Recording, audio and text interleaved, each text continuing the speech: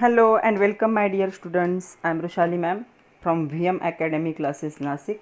हम देख रहे हैं महाराष्ट्र स्टेट बोर्ड का syllabus for 12th science, 12th का केमिस्ट्री देख रहे हैं। आज से हम स्टार्ट कर रहे हैं चैप्टर नंबर 4 केमिकल थर्मोडायनेमिक्स।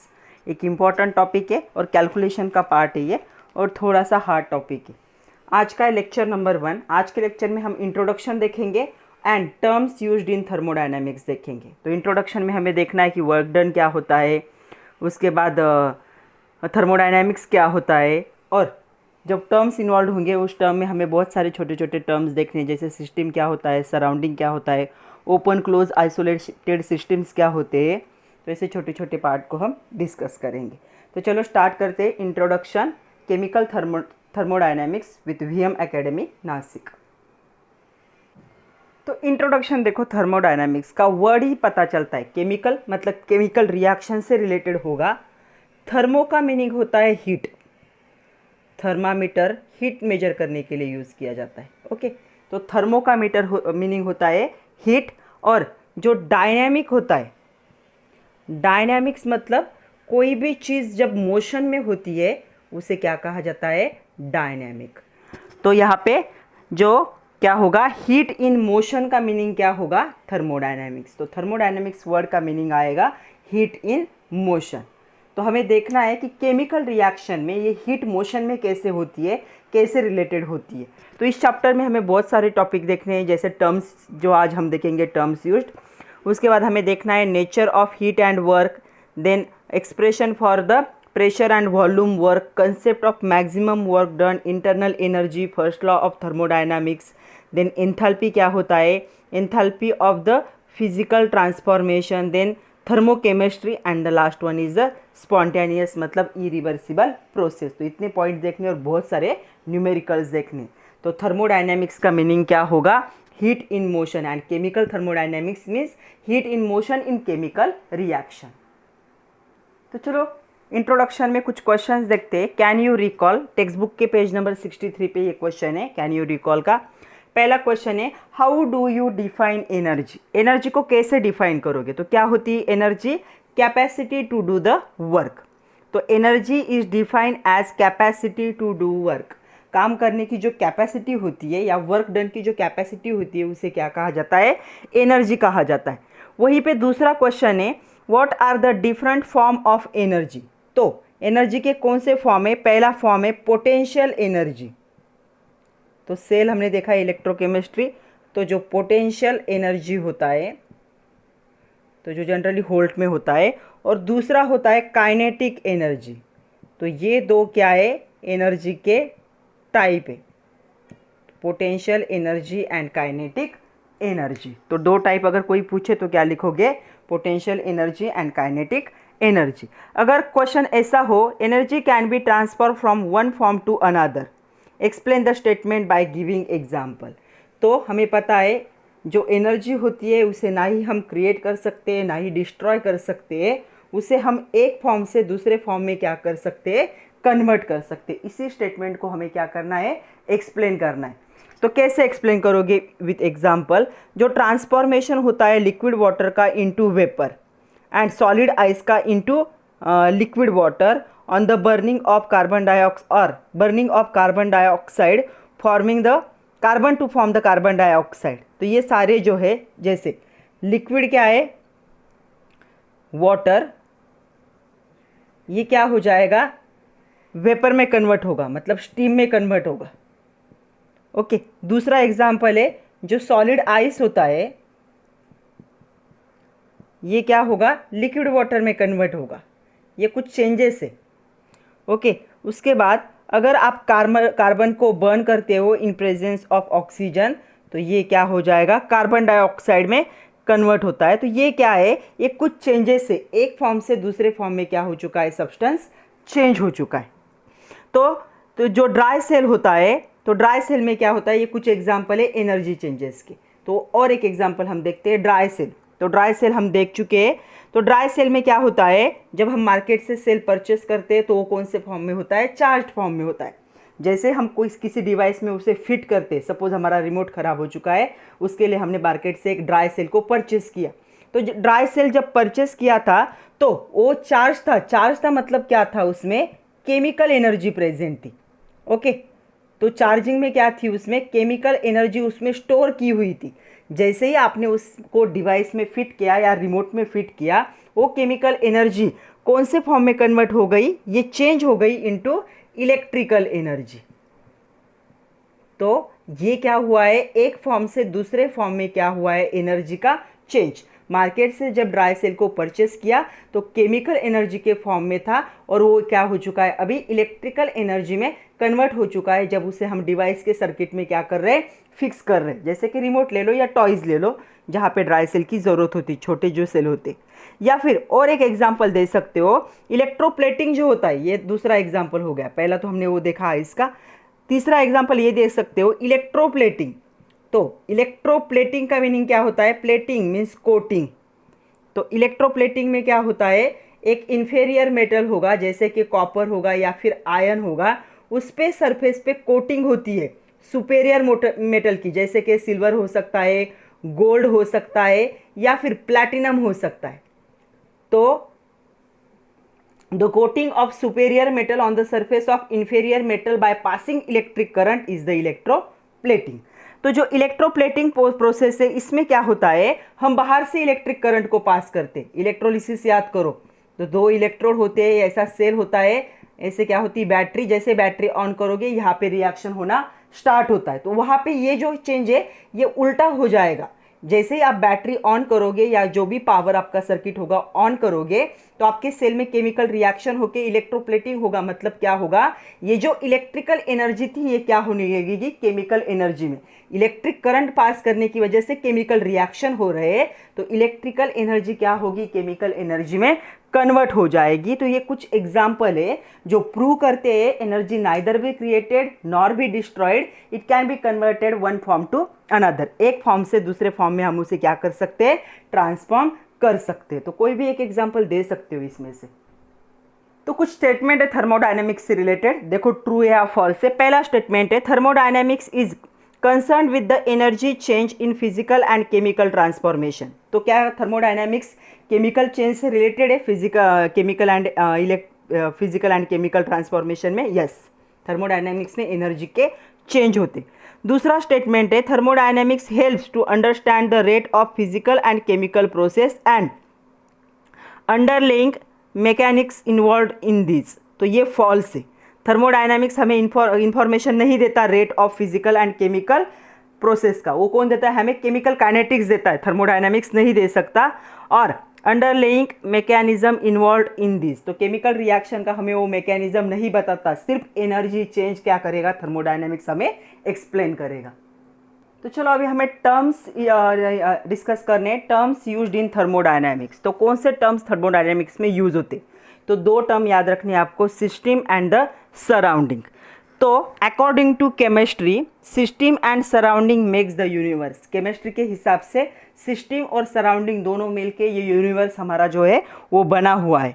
तो यहाँ पे क्या होता है, ये सिस्टम और सराउंडिंग दोनों मिलके यूनिवर्स को बनाते। तो सिस्टम क्या होता है, सिस्टम छोटा सा पार्ट होता है और सराउंडिंग जो होता है बड़ा पार्ट होता है, दोनों मिलके क्या करेंगे, यहाँ पे सराउंडिंग को बना या यूनिवर्स को बनाएंगे। जैसे एक छोटा सा विलेज है, एक छोटा सा विलेज क्या हो गया, सिस्टम हो गया, और एक डिस्ट्रिक्ट है बड़ा, वो क्या हो गया, सराउंडिंग। तो दोनों एक साथ मिलके क्या बनाएंगे, ये पूरे स्टेट को बनाएंगे, जैसे कि महाराष्ट्र स्टेट को। तो ऐसे समझो कि जो छोटा पार्ट होता है वो सिस्टम होगा और जो बड़ा पार्ट होगा वो क्या होगा, सराउंडिंग होगा। तो सिस्टम क्या होता है और सराउंडिंग क्या होता है वो समझ लो। केमिस्ट्री के हिसाब से सिस्टम और सराउंडिंग दोनों मिलके यूनिवर्स को बनाते। तो इसमें से सिस्टम क्या है और सराउंडिंग क्या है, तो दोनों को डिफाइन कैसे करेंगे। तो देखो क्या होगा, system a part of universe under the thermodynamic investigation. Thermodynamic के अंडर जो पार्ट अभी इन्वेस्टिगेट हो रहा है, जिसका इन्वेस्टिगेशन चल रहा है, उस यूनिवर्स के पार्ट को क्या कहा जाएगा, सिस्टम कहा जाएगा। ओके, और सराउंडिंग क्या होता है, the universe outside the system. System के बाहर का जो भी यूनिवर्स होगा उसे क्या कहा जाएगा, सराउंडिंग कहा जाएगा। ओके, तो हम क्या करेंगे, सिस्टम और सराउंडिंग को एक डायग्राम से अच्छे से देखेंगे। तो देखो ये डायग्राम आप लोगों को दिख रही होगी, वैसे डायग्राम आपके टेक्स्ट बुक में भी है। तो सिस्टम और सराउंडिंग को हम क्या करेंगे, इस डायग्राम से अच्छे से समझने की कोशिश करेंगे। तो क्या है, एक क्या कर रहे हैं हम, कंसिडर कर रहे हैं इस डायग्राम को। तो इस डायग्राम में क्या है, एक एनक्लोज क्या है, सिलेंडर है, या सिलेंडर इक्विपमेंट कह सकते हो, ये इक्विपमेंट है विद द मूवेबल पिस्टन। ये देखो एक मूवेबल पिस्टन रखा है इसमें, ओके, ऊपर नीचे हो सकता है। तो एक हमने क्या लिया है, एक क्या है, सिलेंडर कंटेनर लिया है या इक्विपमेंट लिया है जिसमें मूवेबल पिस्टन क्या किया गया है, फिट किया गया है।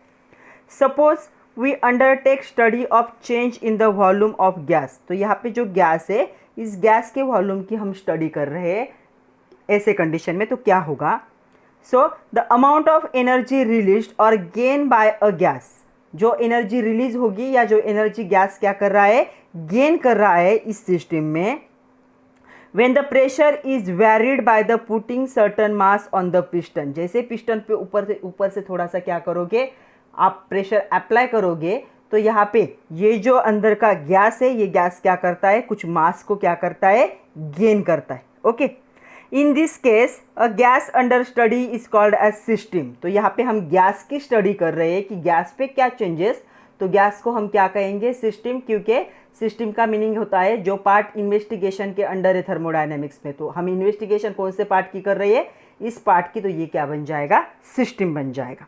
ओके, उसके बाद देखो, a part the universe under the thermodynamic investigation is the system, so gas is a system. And the other part of universe outside, तो इस बीकर के बाहर या इस कंटेनर के बाहर, इस सिलेंडर के बाहर का जो पार्ट होगा, इस सिस्टम के बाहर का जो पार्ट होगा, वो क्या होगा, सारा सराउंडिंग होगा। So all other part of the universe outside the system in the cylinder room and other are the surrounding. तो इतना पार्ट छोड़ के, उस सिलेंडर का एरिया छोड़ के बाकी सब कुछ क्या हो जाएगा, सराउंडिंग होगा। And the universe is made of system plus surrounding. और केमिस्ट्री यही मानता है कि यूनिवर्स सिस्टम और सराउंडिंग दोनों से बनता है। जिस केमिकल रिएक्शन को हम इन्वेस्टिगेट करेंगे वो सिस्टम हो जाएगा, और उसे छोड़ के उसके आजू बाजू में जो भी प्रेजेंट है वो क्या हो जाएगा, सराउंडिंग हो जाएगा। नेक्स्ट देखो, हमें ऑब्जर्व और डिस्कस करना है, ये आपके टेक्स्ट बुक के पेज नंबर 63 पर दिया है। क्वेश्चन है, observe the following figure and discuss with reference with the transition of energy and matter. तो ट्रांजिशन ऑफ एनर्जी और मैटर के साथ हमें क्या करने, ये तीन सिस्टम क्या करने, ऑब्जर्व करने। तो एक क्या है, आपको चाय मिली है जो कि ओपन सिस्टम में रखी है, एक चाय आप थोड़ी देर के बाद पीने वाले हो इसलिए उसको ढक के रखा हुआ है, और एक चाय ऐसी है जो आइसोलेटेड सिस्टम में, मतलब जहाँ पे जो एटमॉस्फेयर है उसका कुछ भी कांटेक्ट नहीं हो रहा है, एयर के कांटेक्ट में बिल्कुल नहीं आ रहा। तो ये तीनों भी सिस्टम है, ये हो जाएगा ओपन क्योंकि एनवायरनमेंट के कांटेक्ट में आ रहा है एटमॉस्फेयर के। ये हो जाएगा क्लोज क्योंकि जिस पे इन्वेस्टिगेशन करना है, जिस मैटर पे, वो कवर्ड है। और यहाँ पे होगा आइसोलेटेड क्योंकि वो क्या है, पूरी तरह से क्या किया गया है, एनवायरनमेंट से अलग ही रखा गया है, एटमॉस्फेयर से अलग रखा गया है। तो ये तीनों क्या है देखते हैं। तो इसके अंदर जो है एनर्जी है, एनर्जी कहाँ पे, मैटर के अंदर है। यहाँ पे एनर्जी और मैटर को दोनों को क्लोज करके रखा है। यहाँ पे एनर्जी मैटर को एक आइसोलेटेड सिस्टम में रखा गया है। तो चलो ओपन सिस्टम क्या होता है, डायग्राम 1 क्या इंडिकेट करता है, open system containing hot coffee placed in a room.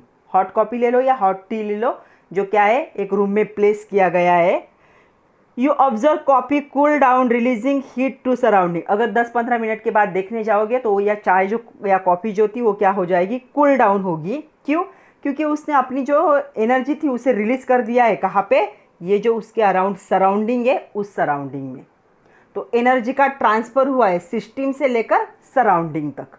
Okay, तो water vapour from coffee simultaneously pass into the surrounding. तो ये देखो वाटर वेपर दिख रहे हैं, ये सिस्टम से सराउंडिंग में क्या हो रहे हैं, पास हो रहे हैं, इसलिए सिस्टम कूल हो रहा है सराउंडिंग को एनर्जी देके।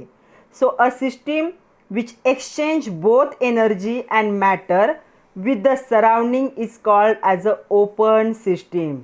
तो ऐसी सिस्टम जो क्या करेगी, सराउंडिंग के साथ एनर्जी और मैटर दोनों को भी एक्सचेंज करेगी, उसे क्या कहा जाएगा, ओपन सिस्टम। तो ये ओपन सिस्टम है, यहाँ पे एनर्जी और मैटर दोनों भी क्या हो रहे हैं, सराउंडिंग के साथ एक्सचेंज हो रहे हैं, तो इसे हम कहेंगे ओपन सिस्टम। क्लोज सिस्टम क्या है, देखो डायग्राम जो भी है, सेकंड वाली वो क्लोज सिस्टम दिखाती है। यहाँ पे कप जो कंटेनर है हॉट कॉफ़ी का या चाय का, उसे कवर किया गया है विद द सॉसर। तो यहाँ पे देखो इस प्लेट से इसे क्या किया गया है, कवर किया गया है। तो जो coffee cool down giving away heat to the surrounding. तो यहाँ पे भी क्या होगा, कॉफ़ी जो होगी, कॉफ़ी या फिर जो भी टी होगा वो कूल डाउन हो जाएगा और यहाँ पे भी क्या होगा, जो हीट होगा वो पास होगा। तो यहाँ पे हीट क्या होगा, वाटर वेपर के फॉर्म में कन्वर्ट होगा। तो यहाँ कॉफ़ी जो होगी does not pass into the surrounding, यहाँ पे सिर्फ क्या होगी, हीट या एनर्जी पास होगी। यहाँ पे जो अंदर का मैटर है वो मैटर ऊपर नहीं जा सकता क्योंकि मैटर को कवर किया गया है। ओके, वेपर पे फॉर्म में जाएगा लेकिन लिक्विड फॉर्म में आकर वापस अंदर चला जाएगा। तो ऐसी system that exchange energy and not matter, यहाँ पे एनर्जी और मैटर दोनों का एक्सचेंज होता है। यहाँ पे सिर्फ किसका एक्सचेंज होगा, एनर्जी का। So the system that exchange energy and not matter in the surrounding is called as a close system. जो एनर्जी को एक्सचेंज करेगी सराउंडिंग के साथ, मैटर को नहीं करेगी, उसे क्या कहा जाएगा, क्लोज सिस्टम। और जो दोनों को नहीं करेगा वो क्या होगा, आइसोलेटेड सिस्टम।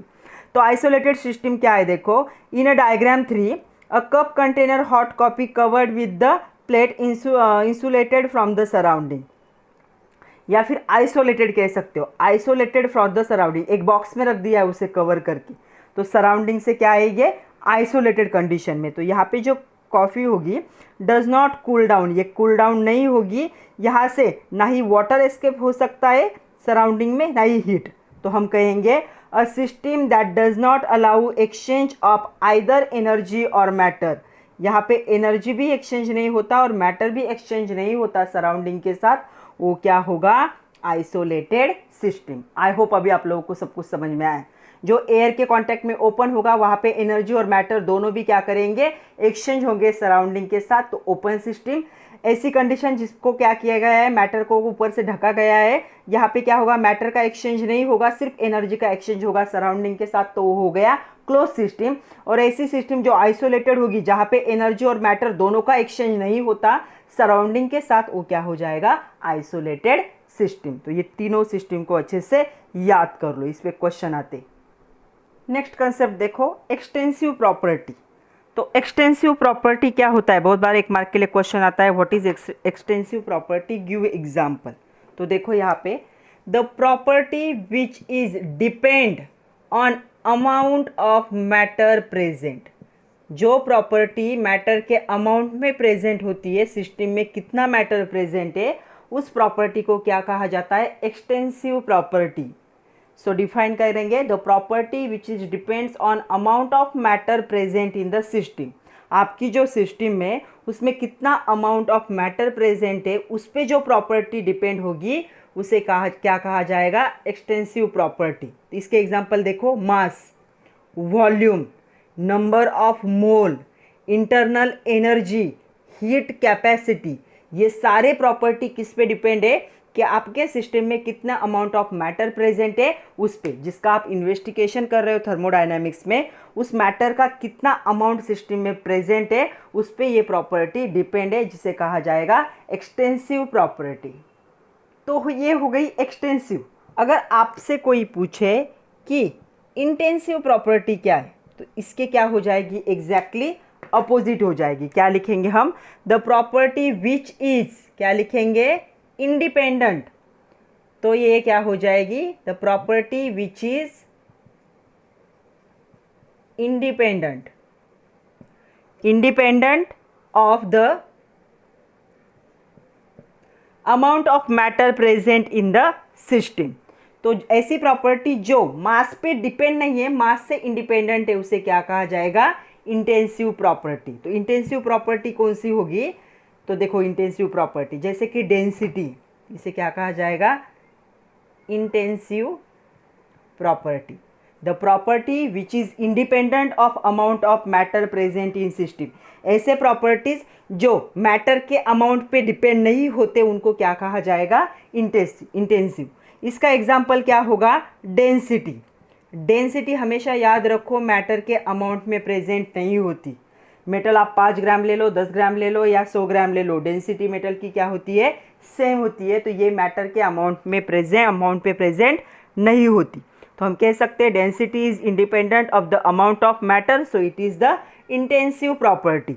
इसके साथ साथ और कौन सी प्रॉपर्टी है? प्रेशर है, उसके बाद टेम्परेचर है, उसके बाद सरफेस टेंशन है, क्या है? सरफेस टेंशन है, उसके बाद वेलोसिटी है, उसके बाद मेल्टिंग पॉइंट है, बॉइलिंग पॉइंट है, ओके, स्पेसिफिक हीट है। ये सारे क्या है? इंटेंसिव प्रॉपर्टीज़ है, बिकॉज ये प्रॉपर्टीज़ सिस्टम में प्रेजेंट होने वाले मैटर के अमाउंट में प्रेजेंट नहीं है, वो इंडिपेंडेंट है अमाउंट ऑफ मैटर से। तो ये सारी प्रॉपर्टी क्या हो जाएगी? किसी भी सिस्टम की इंटेंसिव प्रॉपर्टी होगी। एक्सटेंसिव और intensive, extensive means depends on the amount of matter and intensive मतलब it is not depend or independent of amount of matter present in the system. Next देखो स्टेट फंक्शन क्या होता है। बहुत बार question आता है define the term state function, give example. तो स्टेट फंक्शन क्या होगा? ये भी एक प्रॉपर्टी है। The property which depends on state of system, system की स्टेट, फिजिकल स्टेट कौन सी है उस पर डिपेंड होता है, and independent of path follow to attain it, मतलब कौन सा पाथ फॉलो कर रही है प्रोडक्ट फॉर्म करने के लिए, उससे कोई लेना देना नहीं है। ऐसा प्रॉपर्टी जो सिर्फ किस पे डिपेंड होगा? जो स्टेट पे डिपेंड होगा, स्टेट ऑफ सिस्टम। मतलब आप कोई रिएक्शन कर रहे हो तो उस रिएक्शन के किस पे डिपेंड होगा? स्टेट पे डिपेंड होगा कि फिजिकल स्टेट कौन से कंपाउंड की।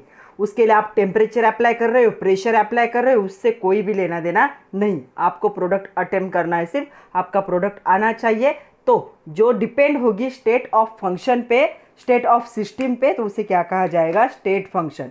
The property which is depends on the state of system and independent of path followed to attain it. Path कौन सा भी हो प्रोडक्ट फॉर्म करने का, उससे कोई लेना देना नहीं, उस पर ये इंडिपेंडेंट है। कोई भी पाथ फॉलो करो, सिर्फ किसको कॉन्सेंट्रेट करेगी? स्टेट ऑफ सिस्टम को कॉन्सेंट्रेट करेगी। मतलब सिस्टम, जो मैटर आप इन्वेस्टिगेट कर रहे हो उसका स्टेट कौन सा है, उस पर जो सिस्टम प्रॉपर्टी डिपेंड होती है उसे क्या कहा जाता है? State function. तो इसके एग्जाम्पल क्या होंगे स्टेट फंक्शन के? तो इसके एग्जाम्पल है प्रेशर, वॉल्यूम एंड टेम्परेचर। तो ये तीन जो है, इन तीनों को क्या कहा जाता है? स्टेट फंक्शन कहा जाता है, बिकॉज ये तीनों भी किस पे डिपेंड है? स्टेट ऑफ सिस्टम पे डिपेंड है।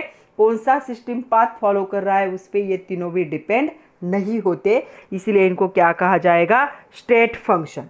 तो स्टेट फंक्शन को जो है एक्सप्लेन करने के लिए हमारे पास एक डायग्राम है, वहाँ से आपको बहुत अच्छी तरह से स्टेट फंक्शन क्या आएंगे समझ में आएंगे। तो स्टेट फंक्शन कोई भी पूछे तो आप लिखोगे प्रेशर, वॉल्यूम, टेम्परेचर, कभी कभी नंबर ऑफ मोल भी बोल देते स्मॉल एन। आई होप आप लोगों को दिख रहा होगा, ये आपके टेक्स्ट बुक में भी है। तो शॉर्ट नोट, अगर स्टेट फंक्शन पे कोई पूछे तो हमें ये डायग्राम ड्रॉ करनी पड़ेगी। चेंज ऑफ स्टेट है, एक फॉर्म से दूसरे फॉर्म में क्या हो रहा है? चेंज हो रहा है। तो देखो क्या लिख सकते हैं हम? Consider a certain amount of gas is enclosed in a close fitted cylinder with movable piston. तो हमें क्या करना है? ऐसे एज्यूम करना है कि एक मूवेबल पिस्टन है और यहाँ पे क्या है? कुछ गैस प्रेजेंट है और ये सर्टन गैस क्या हो चुका है? एनक्लोज हो चुका है इस सिलेंडर में, जिसमें क्या है? ऐसा मूवेबल पिस्टन है। तो ये नहीं दिख रहा है क्या? यहाँ पे देखो, ऐसा क्या है? पिस्टन है और इस क्लोज कंटेनर में गैस ऐसा ट्रैप हो चुका है। ऐसे हमें क्या करना है? कंसिडर करना है। Suppose the pressure of the gas 1 bar, P1 क्या होगा? 1 बार होगा। Okay, volume 1 dm³, temperature 300 kelvin and is the beginning. तो ऐसा क्या हुआ है? प्रोसेस बिगिन हुई जब प्रेशर क्या था सिस्टम का? 1 बार था, वॉल्यूम क्या था? 1 dm³ था और टेम्परेचर कितना था? 300 केल्विन। तो ऐसे कंडीशन में क्या हुआ? ये प्रोसेस स्टार्ट हुआ। तो इनिशियल स्टेट जो होगा सिस्टम का, fully defined by the specifying the values of these properties. तो इन प्रॉपर्टीज के वैल्यूज को क्या है? यहाँ पे स्पेसिफाई किया जाएगा, क्योंकि ये क्या होते हैं? तीनों भी क्या है? स्टेट फंक्शन है, pressure, volume and temperature. Such a property defined as the state function and the state of system and state function। तो ये क्या है? सिस्टम का स्टेट भी बताते हैं और फंक्शन भी बताते हैं। Pressure 1 atm, V1 1 dm cube and temperature T1 300 Kelvin. Suppose the pressure of system is increased to 2 bar. Suppose pressure को हमने एक की जगह पे 2 बार कर दिया. Okay, then the volume is changes 0.5. Volume क्या हो गया? चेंज हो गया 0.5 डीएम क्यूब, पहले 1 डीएम क्यूब था. एंड टेम्परेचर जो था 300 केल्विन, टेम्परेचर क्या रहा? वैसे ही मेंटेन रहा, 300 केल्विन ही रहा. तो यहाँ पे क्या हुआ? इस फाइनल स्टेट में जो सिस्टम था ये क्या हो गया? डिफरेंट हो गया फ्रॉम इनिशियल. पहले में 1 बार था, यहाँ पे 2 बार, यहाँ पे 1 डीएम क्यूब वॉल्यूम था. यहाँ पे प्रेशर जब ऊपर से अप्लाई करोगे इस सिस्टम में तो वॉल्यूम तो कम ही होगा ना, 0.5 हो गया. तो इसको और इसको कंपेयर करोगे तो इसमें और इसमें बहुत सारे क्या हो गए? अभी चेंजेस हो गए. ओके, तो यहाँ पे क्या होगा? ये डिफरेंट होगा. ये जो चेंज होगा स्टेट फंक्शन का सिस्टम बिगिन से जो आगे का है, इसे यहाँ इस डायग्राम में दिखाया गया है. ये क्या है? Change in the state function. तो जो फाइनल स्टेट फंक्शन होगा उसे हम कैसे डिस्क्राइब करेंगे? Pressure 2 bar, volume 0.5 DM cube and temperature 300 kelvin. The system continue to be such state as long as state functions are unchanged. तो ऐसे condition में क्या है? वो बहुत देर तक रह सकता है अगर हम किसी भी स्टेट फंक्शन को फिर से चेंज ना करें तो. Suppose the pressure of 2 bar is attained when increasing the 1 bar to 2 bar, decreasing the volume, decreasing from 5 bar to 2 bar would not matter. तो यहाँ पे क्या है? जो प्रेशर जो है 2 बार से आप 1 से 2 कर दो या 2 से 5 कर दो, इसमें इस सिस्टम में उसका कोई फ़र्क नहीं पड़ेगा. The property which is depends on the state of system, जो प्रॉपर्टी सिस्टम के स्टेट पे डिपेंड होती है and independent of path, path पे इंडिपेंडेंट होती है, उसे क्या कहा जाता है? State function. तो यहाँ से ये डायग्राम से आपको स्टेट फंक्शन समझ में आएगा. नेक्स्ट डेफिनेशन देखो, पाथ फंक्शन. अभी हमने देखा स्टेट फंक्शन जो किस पे डिपेंड है? स्टेट पे डिपेंड है, पाथ पे डिपेंड नहीं. पाथ फंक्शन क्या होता है? ऐसे प्रॉपर्टीज जो डिपेंड होंगे पाथ. अगर कोई केमिकल रिएक्शन हो रही तो उसका केमिकल रिएक्शन का पाथ क्या होगा, उस पर जो डिपेंड होते हैं उनको क्या कहा जाता है? Path function. इसके एग्जाम्पल है वर्क एंड हीट. तो वर्क एंड हीट दोनों भी क्या है? पाथ फंक्शन है. ये आपको याद रखना है. पाथ फंक्शन मतलब ऐसे प्रॉपर्टी जो डिपेंड होंगे on the path of system. Next देखो, थर्मोडायनेमिक्स इक्विलिब्रियम. तो थर्मोडायनेमिक्स में भी इक्विलिब्रियम मतलब फॉरवर्ड रिएक्शन, फॉरवर्ड और रिवर्स दोनों भी क्या हो जाएंगे? रेट सेम होंगे. तो किसी भी सिस्टम को थर्मोडायनेमिक इक्विलिब्रियम कब कहा जाता है? जब उसका स्टेट फंक्शन मतलब pressure, volume and temperature do not very with time. Time के हिसाब से स्टेट फंक्शन जब चेंज नहीं होंगे, वेरी नहीं होंगे, उस स्टेज को क्या कहा जाएगा? Thermodynamic equilibrium. तो इसे एक्सप्लेन कैसे करेंगे थर्मोडायनेमिक इक्विलिब्रियम को? तो कंसीडर करते हैं फिर से एक एनक्लोज सिस्टम जिसमें एक गैस ट्रैप है और क्या है? एक पिस्टन लगा हुआ है. तो यहाँ पे क्या है? गैस है. ओके, और ये क्या है? एक पिस्टन लगा हुआ है. तो यहाँ पे हम कंसीडर कर रहे हैं enclose gas enclose in cylinder with the movable piston. एक मूवेबल पिस्टन है, ऊपर नीचे हो सकता है.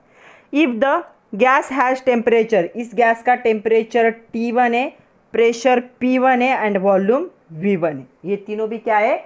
हमें पता है. इन तीनों को क्या कहा जाता है? स्टेट फंक्शन कहा जाता है. तो ये स्टेट फंक्शन क्या होंगे? कांस्टेंट होंगे as long as piston is the motionless. तो इस पिस्टन को हम क्या करेंगे? नीचे करते गए एक ऐसी स्टेज होगी जब वो उससे नीचे नहीं जाएगा, मतलब मूव नहीं हो सकता. ओके, फाइनली गैस का वॉल्यूम क्या हो जाएगा? क्लोज हो जाएगा, रीच हो जाएगा इतना कि इसके आगे ये मूव नहीं हो सकता. इस कंडीशन में भी क्या होगा? जब T1, P1 एंड V1 में क्या होगा? अनचेंज. मतलब आपने पिस्टन को चेंज किया, यहाँ पे गैस का वॉल्यूम रिड्यूस हो रहा है धीरे धीरे, but P1 V1 and T1 जो है वो चेंज नहीं होगा. ऐसे कंडीशन को क्या कहा जाएगा? इक्विलिब्रियम स्टेट कहा जाएगा. तो ऐसा बहुत इम्पॉसिबल है इक्विलिब्रियम स्टेट अचीव करना. तो हम कह सकते हैं, क्या कहेंगे? Gas has temperature T1, pressure P1 and volume V1, the state function continue to be constant long as piston motionless, मतलब मोशनलेस हो गया, no heat exchange take place and it reach the equilibrium state. Now move the piston in upward direction, वापस से piston को ऊपर खींचो। Okay, piston को upward खींचा वापस, तो यहाँ पे क्या होगा, ये गैस वापस से क्या होगा, एक्सपांड होगा। ये जो स्टेट होगी प्रेशर, वॉल्यूम और टेम्परेचर की नॉट स्पेसिफाइड।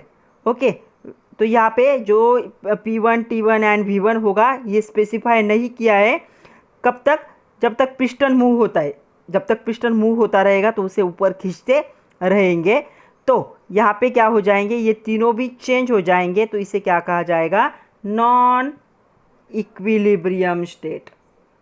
ये तीनों चेंज हो जाएंगे क्योंकि गैस क्या हो रहा है, एक्सपांड हो रहा है। तो पिस्टन को ऊपर खींचोगे नॉन इक्विलिब्रियम स्टेट, पिस्टन को नीचे कर दोगे इक्विलिब्रियम स्टेट। जब इक्विलिब्रियम में ये दोनों चेंज नहीं होने चाहिए, initial and final. Stop the movement of piston and suppose the stage the pressure volume and the pressure and volume of the gas P2 V2 and temperature is the T1, the function is constant, the piston is motionless and the gas is then another equilibrium state। तो फिर से क्या करो, piston को क्या करो, move करते रहो जब तक पिस्टन क्या है, मोशनलेस नहीं होता। तब आपका क्या होगा, जो प्रेशर होगा P2 होगा, वॉल्यूम V2 होगा, टेम्परेचर तो वही रहेगा, टेम्परेचर चेंज नहीं हो रहा है। ये क्या होगा, अनदर इक्विलिब्रियम होगा। तो आप सिर्फ इतना याद रखो, अगर इक्विलिब्रियम पूछा जाए, थर्मोडायनेमिक इक्विलिब्रियम क्या होता है, ऐसी स्टेज जब क्या होगा, स्टेट फंक्शन क्या होगा, do not vary with time, time के हिसाब से स्टेट फंक्शन मतलब प्रेशर, टेम्परेचर, वॉल्यूम चेंज नहीं होंगे, तो उसे क्या कहा जाएगा, थर्मोडायनेमिक इक्विलिब्रियम।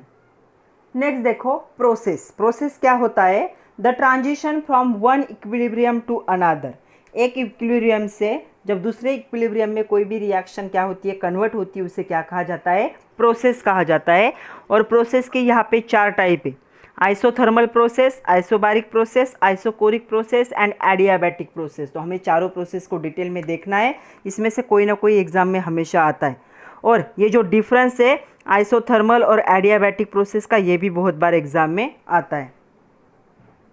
तो चलो फर्स्ट हमें देखना है आइसोथर्मल प्रोसेस। आइसो मतलब सेम, थर्मल मतलब हीट, टेम्परेचर, ऐसे याद रखो। तो क्या डिफाइन करेंगे हम, isothermal process is the process in which temperature of system remains constant through out the transformation. जब केमिकल रिएक्शन एक फॉर्म से दूसरे फॉर्म में कन्वर्ट होती है, जब उसका टेम्परेचर क्या होगा, कांस्टेंट होगा, उसे क्या कहा जाएगा, आइसोथर्मल प्रोसेस। तो आइसोथर्मल प्रोसेस में क्या होता है, हीट फ्लो होती है from one system to surrounding. तो क्या होगा, यहाँ पे जो हीट होगी, हीट का क्या होगा, फ्लो होगा, कहाँ से, सिस्टम से सराउंडिंग में, या उल्टा भी हो सकता है, सराउंडिंग से सिस्टम में भी फ्लो हो सकता है एट कांस्टेंट टेम्परेचर। टेम्परेचर क्या होगा उस टाइम पे, कांस्टेंट, मतलब हीट का फ्लो है। मतलब अगर आपने एक चाय का कप रखा है एयर में, मतलब ऐसे ही, तो जो हीट है वो क्या हो रही है, ट्रांसफ़र हो रही है, लेकिन टेम्परेचर क्या होगा यहाँ पे, कांस्टेंट होगा दोनों का भी। तो ऐसा सिस्टम, ऐसा प्रोसेस जिसमें टेम्परेचर क्या होता है, सिस्टम का कांस्टेंट होता है थ्रू आउट द ट्रांसफॉर्मेशन। तो क्या करेंगे यहाँ पे, ये जो ट्रांसफॉर्मेशन है ये टेम्परेचर, कांस्टेंट टेम्परेचर में होता है। फॉर द गिवन टेम्परेचर जो इंटरनल एनर्जी होगी, ये बहुत इंपॉर्टेंट है, तो इंटरनल एनर्जी को कैपिटल यू से दिखाया जाता है। तो इंटरनल एनर्जी यू, ये क्या होगी, ये भी क्या होगी, कांस्टेंट होगी। क्यों, क्योंकि टेम्परेचर कांस्टेंट है, तो क्या है, चेंज इन टेम्परेचर क्या हो जाएगा, ज़ीरो होगा। उसके तरह ही चेंज इन इंटरनल एनर्जी भी क्या होगी, ज़ीरो। क्यों, क्योंकि दोनों भी कांस्टेंट है इनिशियल और फाइनल में। मतलब ए से अगर बी में प्रोडक्ट फॉर्म हो रहा है, तो यहाँ का टेम्परेचर, यहाँ का टेम्परेचर सेम है, तो इन दोनों का डिफरेंस जो होगा वो भी क्या आएगा, ज़ीरो। अगर यहाँ पे 300 केल्विन था, यहाँ पे 300 केल्विन था, 300 माइनस 300 कितना हो जाएगा, ज़ीरो। यहाँ की internal energy suppose 24 kilo joule थी, यहाँ की भी 24 किलो जूल थी, तो दोनों का डिफरेंस कितना आएगा 0, क्योंकि दोनों क्या है, दोनों के कांस्टेंट नेचर में ये रिएक्शन क्या हो रही है, ट्रांसफॉर्म हो रही है। तो यहाँ पे क्या होगा, सिर्फ हीट का क्या होगा, ट्रांसफर होगा वन फॉर्म से दूसरे फॉर्म में। Temperature and internal energy remains constant is known as isothermal. ऐसे याद रखो, iso means same, thermal means temperature और हीट। जब टेम्परेचर कांस्टेंट होगा उसे क्या कहा जाएगा, आइसोथर्मल प्रोसेस। सेकंड प्रोसेस है आइसोबारिक प्रोसेस। तो आइसो मतलब सेम, बार किसका यूनिट होता है, प्रेशर का, ऐसे याद रखो। तो क्या होगा इसकी definition, isobaric process is the process in which pressure remains constant during the transformation. तो यहाँ पे क्या होगा, प्रेशर कांस्टेंट रहेगा ड्यूरिंग द ट्रांसफॉर्मेशन। आइसो मतलब सेम, बार किसका यूनिट है, प्रेशर का।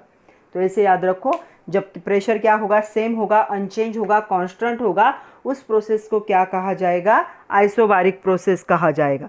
तो ये जो आइसोबारिक प्रोसेस है ये क्या होती है, लैबोरेटरी में जो केमिकल रिएक्शन कैरिड आउट होते हैं ओपन कंटेनर में एट कांस्टेंट एटमॉस्फेयर, तब प्रेशर क्या होता है, सेम होता है। अगर आप आपके लैब में किसी टेस्ट ट्यूब में केमिकल रिएक्शन कर रहे हो तो थ्रू आउट, इनिशियल और फाइनली, तो आपका रिएक्टेंट ऐड करने से लेकर प्रोडक्ट फॉर्म होने तक प्रेशर क्या है, सेम है। तो अगर आपका ए बी में कन्वर्ट हुआ तो यहाँ पे भी प्रेशर सपोज 1 बार था और यहाँ पे भी प्रेशर क्या था, 1 बार था, तो आपका change in pressure delta P कितना होगा, 0। 1 माइनस 1 क्या हो जाएगा, 0। तो इस यहाँ पे क्या होगा, डेल्टा पी क्या होगा, 0 होगा, because the transformation is carried out at constant pressure. इसे क्या कहा जाएगा, आइसोबारिक। नेक्स्ट थर्ड जो है वो है आइसोकोरिक। Third isochoric process. तो जो आइसोकोरिक प्रोसेस होते हैं, इस प्रोसेस में क्या होता है, वॉल्यूम क्या होता है, कांस्टेंट। तो यहाँ पे क्या होगा, वॉल्यूम जो होगा, volume of the system remains constant during the transformation. तो यहाँ पे याद रखो, आइसोकोरिक तीसरे टाइप में क्या होगा, वॉल्यूम क्या होगा, कांस्टेंट होगा। तो यहाँ पे केमिकल रिएक्शन जो कैरिड आउट हो रही है इन क्लोज कंटेनर, वो क्या होती है, आइसोकोरिक होती है। तो यहाँ पे अगर आपका ए बी में कन्वर्ट हो रहा है, यहाँ पे भी आपका वॉल्यूम 1 dm³ था, यहाँ पे भी वॉल्यूम 1 dm³ ही रहेगा, क्योंकि no change in volume constant है, तो चेंज इन वॉल्यूम क्या हो जाएगा आपका, 0। तो डेल्टा भी क्या होगा, 0 होगा। दिस माइनस दिस कितना हो गया, 0। तो आइसोकोरिक प्रोसेस को कैसे डिफाइन करोगे, isochoric process is the process during which volume of the system remains constant during the transformation. और ये जो प्रोसेस होते हैं क्लोज कंटेनर में कैरिड आउट होते हैं, जहाँ पे डेल्टा भी क्या होता है, 0 होता है। Next term is the adiabatic process. Adiabatic process को कैसे डिफाइन करोगे, it is the process in which there is no exchange of heat between system and surrounding.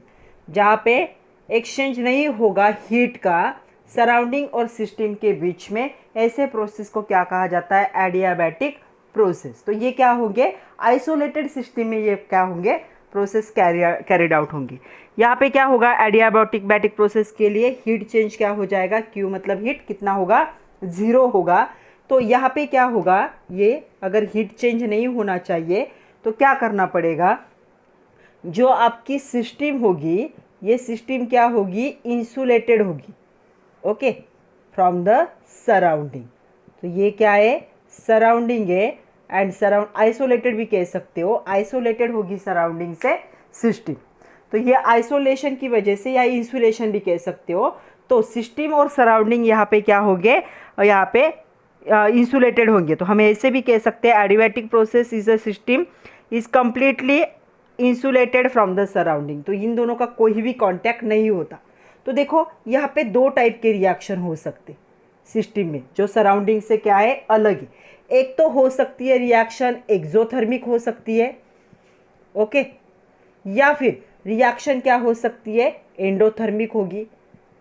अभी वो सराउंडिंग के कांटेक्ट में नहीं है, आइसोलेटेड सिस्टम में, लेकिन रिएक्शन के तो 2 टाइप है, कौन सी भी हो सकती है। सपोज यहाँ पे रिएक्शन हुई एक्सोथर्मिक, तो एक्सोथर्मिक प्रोसेस होगी तो हीट क्या होगी, यहाँ पे जनरेट होगी और टेम्परेचर क्या होगा सिस्टम का इंक्रीज होगा। तो यहाँ पे हीट क्या होती है, हीट जनरेट होती है, और ऐसे कंडीशन में जो सिस्टम होता है उसका टेम्परेचर क्या होगा, इंक्रीज होगा। समझ लो, exothermic reaction means large amount of heat is generated. एक रिएक्शन की वजह से हीट क्या हुई, जनरेट, तो ये सिस्टम का टेम्परेचर, हीट बढ़ जाएगी तो यहाँ पर अंदर का टेम्परेचर क्या होगा, इंक्रीज। अगर रिएक्शन एंडोथर्मिक हुई तो यहाँ पे क्या होगा, यहाँ पे टेम्परेचर क्या होगा, हीट क्या हो जाएगी, ये एब्सॉर्ब करेगा, तो अंदर जितनी भी हीट है इसे रिएक्शन एब्सॉर्ब कर लेगी, और टेम्परेचर जो होगा सिस्टम का वो क्या हो जाएगा, डिक्रीज होगा।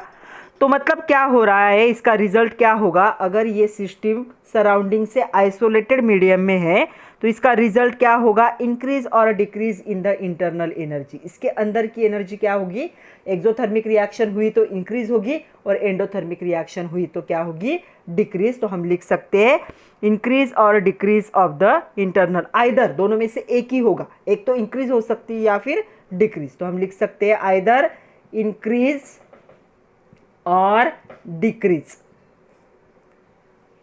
Of internal energy.